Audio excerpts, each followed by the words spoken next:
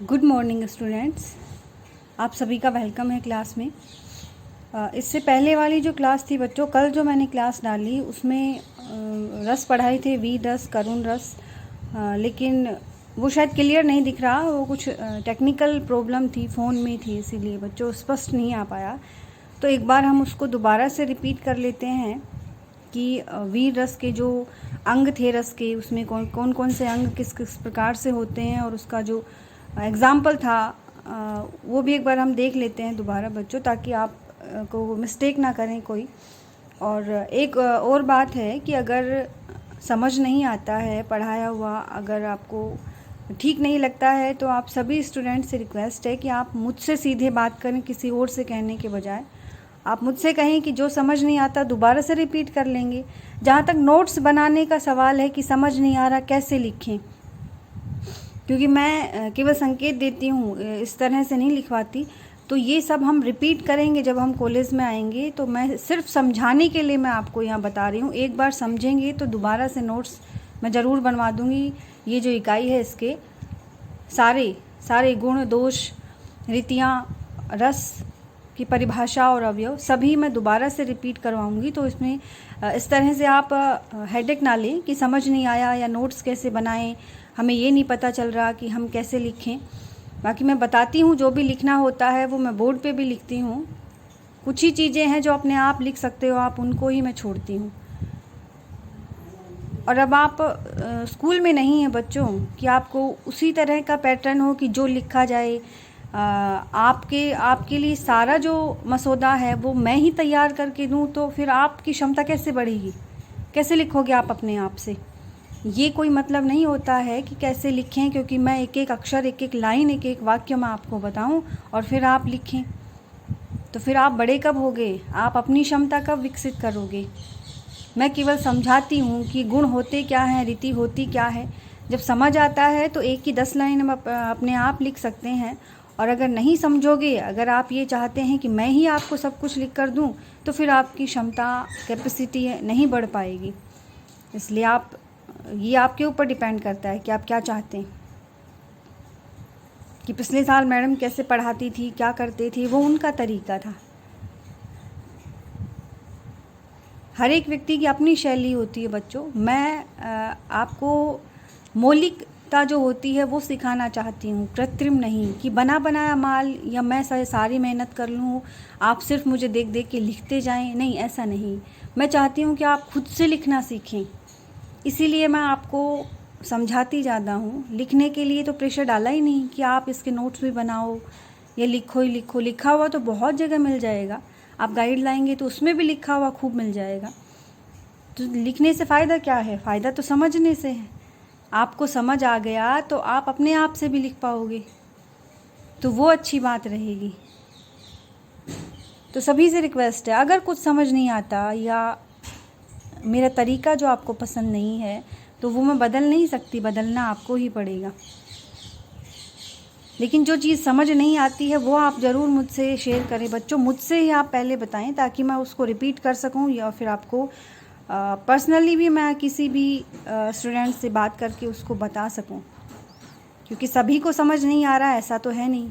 क्योंकि आप रिस्पॉन्स देते हैं बच्चों, बहुत अच्छा रिस्पॉन्स आता है। जो प्रश्न मैं आपसे पूछती हूँ, बहुत ही अच्छा आंसर, बहुत ही शानदार आंसर बच्चे हैं। जैसे सुरक्षा है, पूजा है, और भी बहुत सारे बच्चे हैं जो आंसर देते हैं, बहुत मन बड़ा खुश हो जाता है। तो इसका मतलब ये तो है नहीं कि किसी के भी समझ नहीं आ रहा।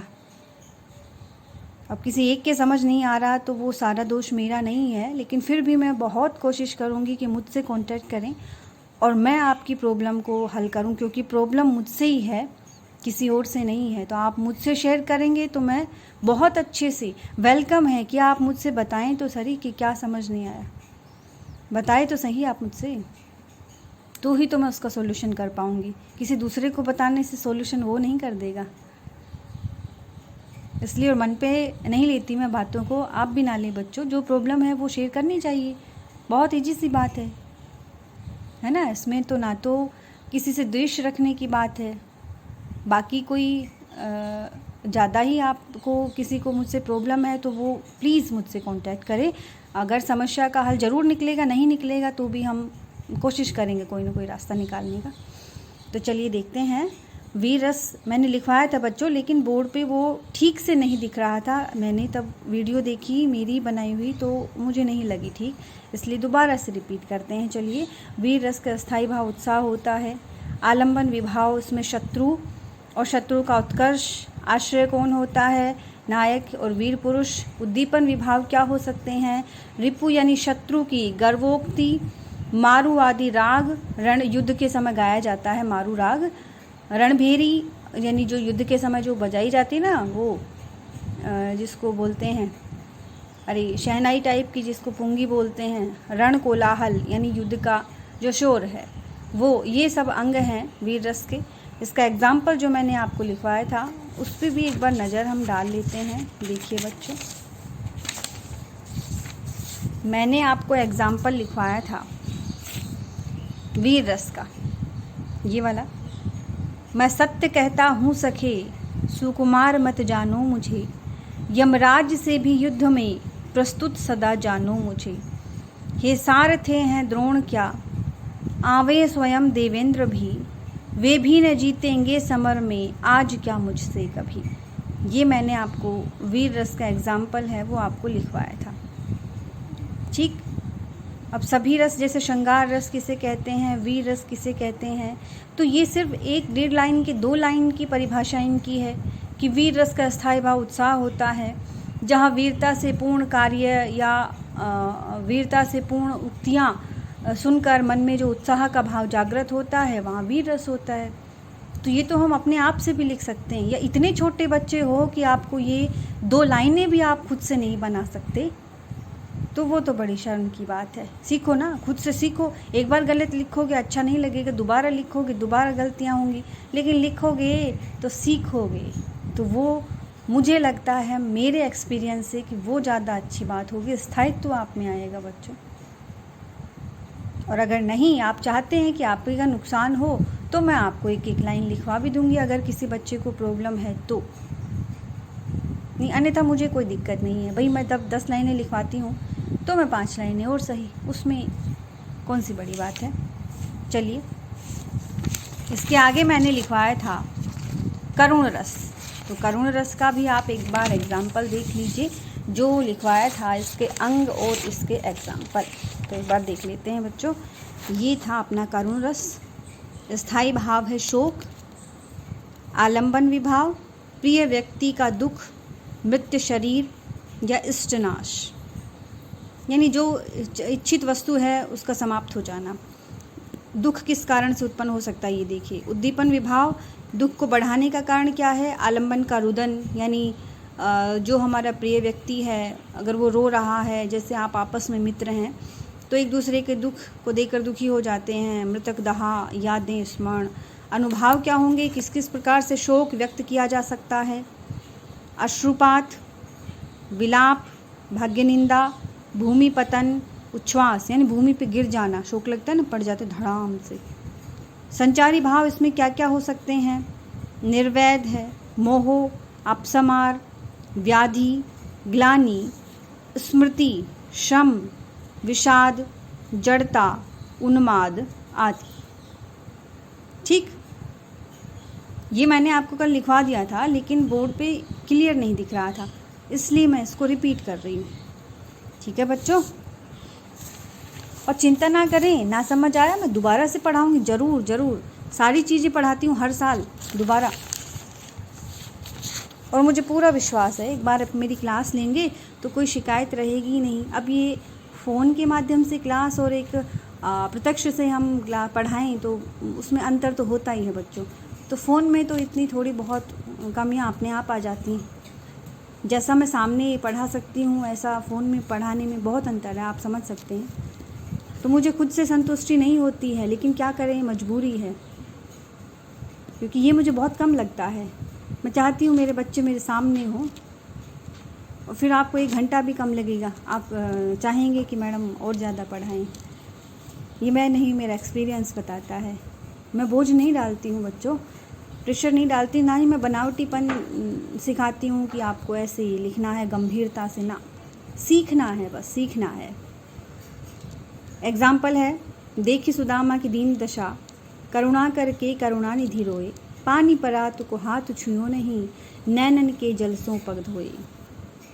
ठीक है, ये 3 रस हम पढ़ चुके थे, श्रृंगार, वीर और करुण। तो यहाँ तक तो आपने लिख लिया था। आगे का जो रस है ये सामने दिख रहा है, आपको हेडिंग डालनी है, रुद्र रस। रुद्र शिव, भगवान शिव रुद्र रूप धारण कर लेते हैं।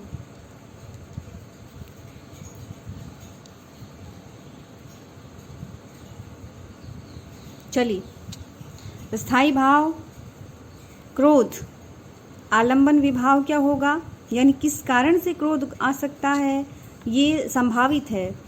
अपराधी व्यक्ति, शत्रु से, विपक्षी से, द्रोही से और दुराचार यानी बुरा आचरण करने वाला या बुरा आचरण, दोनों से।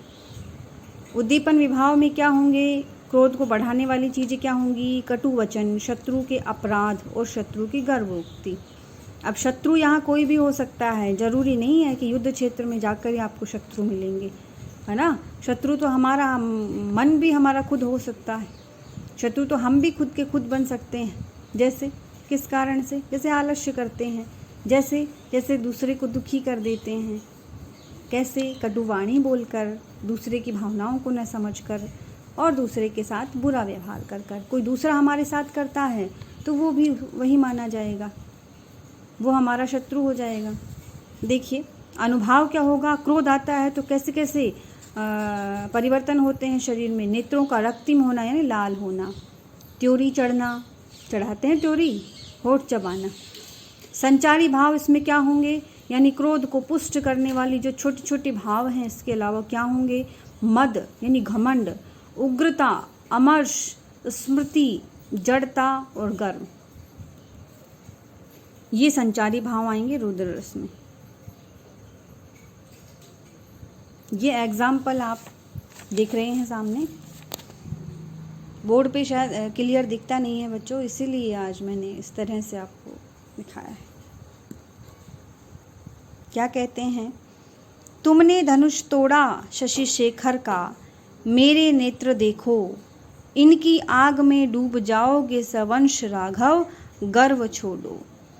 काट कर समर्पित कर दो अपने हाथ, मेरे नेत्र देखो। खड़ी बोली में है रचना। खड़ी बोली में थोड़ी सरलता होती है, गोड़ी रीति में जो कठिनताएं होती हैं वो होती तो हैं, लेकिन थोड़ी कम इसमें दिखाई देती हैं। तो दोनों के मध्य की है, वैसे भी पांचाली रीति प्रसाद गुण, वैदर्भी और गोड़ी के मध्य की रीति है। तो यहाँ रुद्र रस है। अब यहाँ गोड़ी रीति स्पष्टतः कठिन शब्दार्थ इसमें देखने को नहीं मिले, लेकिन टैट है, जो टै वाली लाइन है उसके शब्दों का, अनुस्वार का और थोड़े कठिन शब्दों का, यानी सुनने में कठोर शब्दों का प्रयोग तो यहाँ दिखाई दे रहे।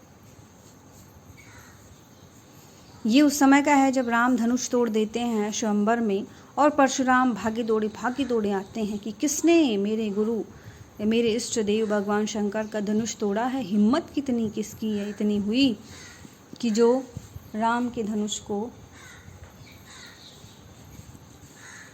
हाथ लगाया है, भगवान शिव के धनुष को हाथ लगाया है किसने। जैसे पता चलता है कि वो राघव हैं, राम हैं जिन्होंने हाथ लगाया है धनुष को, तो उन पे टूट पड़ते हैं और क्या कहते हैं, शशि शेखर यानी भगवान शिव। तो ये इसका अर्थ आप स्पष्ट देख सकते हैं बच्चों, जैसे शब्द हैं उसी प्रकार अर्थ है।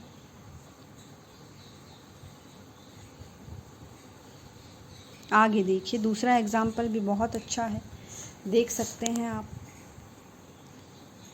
श्री कृष्ण के सुन वचन अर्जुन क्रोध से जलने लगे, सब शोक अपना भूल कर करतल युगल मलने लगे।